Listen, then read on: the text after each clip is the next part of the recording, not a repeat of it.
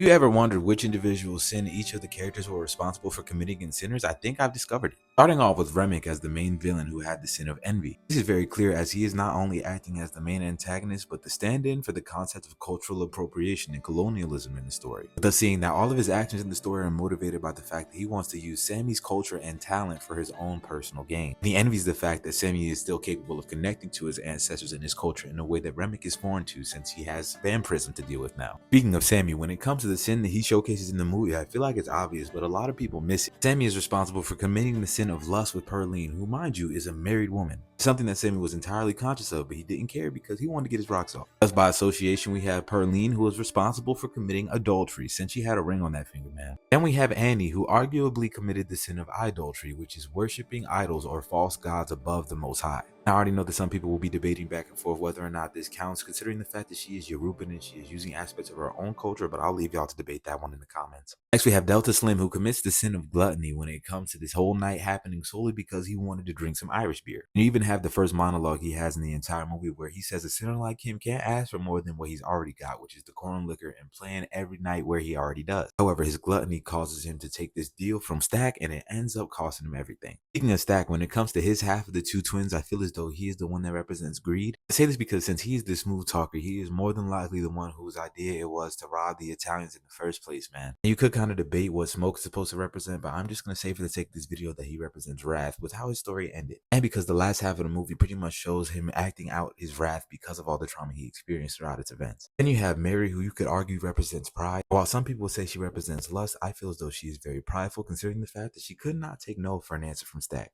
While you could argue sloth for cornbread, I personally don't feel like that's fair to say. Especially because bro was just trying to take a leak and get paid and go back to his wife, man. He did not deserve what happened to him.